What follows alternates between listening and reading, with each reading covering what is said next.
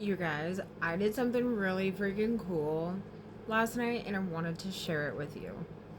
So, about I'd say 4 or 5 days ago, I met this awesome lady. She was a customer at my job and she had a really cool shirt on.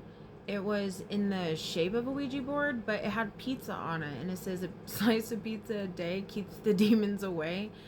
I loved it. And that's how we kind of started talking.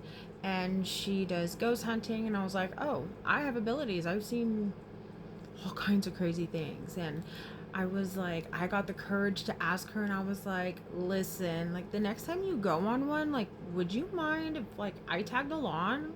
I would love to do it. And she was like, absolutely. Like, she's just an awesome lady. Well, yesterday her husband came in and he looked just distraught, and he was like, maybe you can help. He's like, my wife told me about you, just some of the things that you can do, like could you possibly maybe come check out our house. And he was explaining to me that there are very dark entities in his house, to the point where it's moving furniture with him on it. It has knocked his beer over. They're not sleeping well. It just tortured pretty much. And he's like, I can't take it anymore. He's like, I love my home, I love my neighbors, I don't want to leave. He says, but if this continues and I don't find a solution, he was like, we have to move, and we don't want that. And I'm like, okay, I get off at 10. I have no problem stopping by.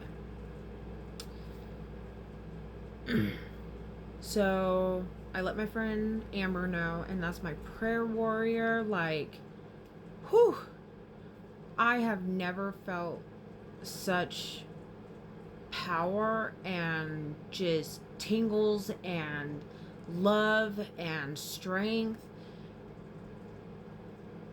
with anyone other than her. Like, I'm you have to feel it to believe it, okay? You have to feel it to believe it.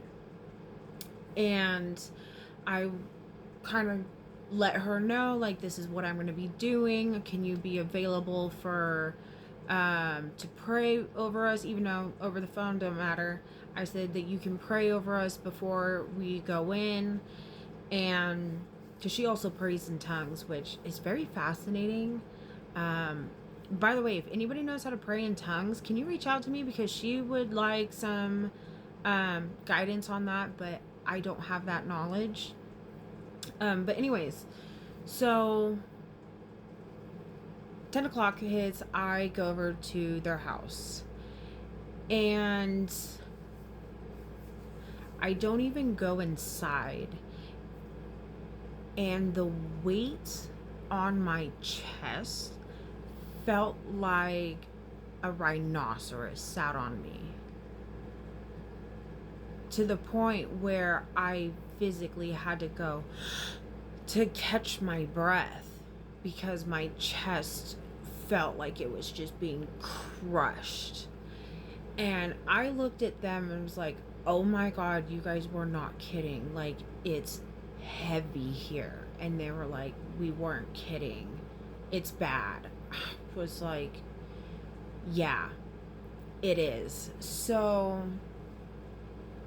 I go in there, and when I'm getting a read and when I'm opening myself up, I open up my mind to see beyond the veil, okay? And sometimes I can see them with my physical eyes, but I mainly use my third eye, my pineal gland.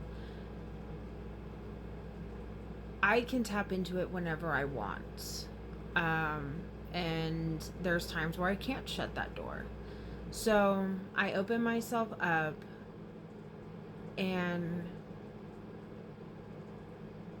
I was just like, holy cow. I started getting pain in my my left side. And I was like, do you have any injuries, or have you been feeling a weird pain on your left side? He's like, yeah. He's like, it's like a big cramp. And I'm like, yes, it feels like a huge cramp.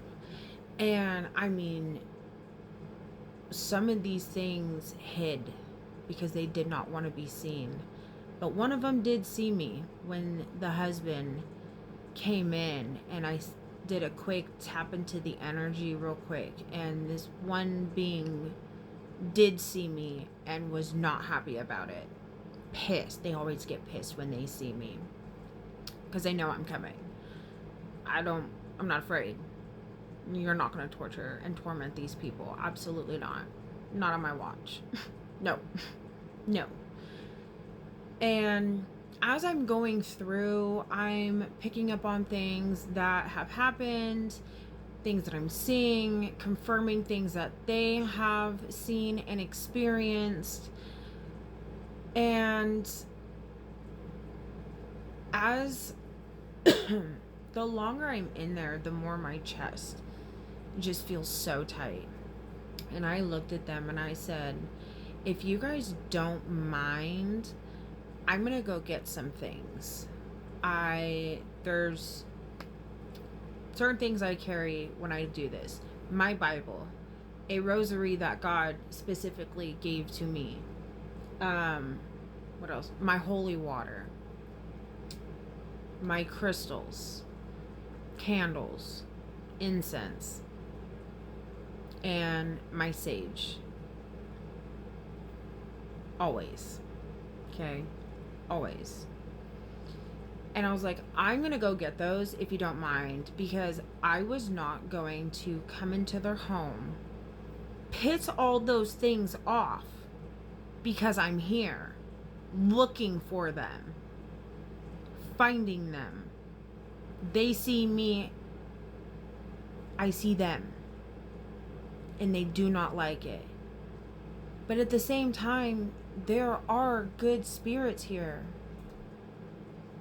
who just want to be, but they are also being tormented. They are scared. I also wasn't going to let that happen.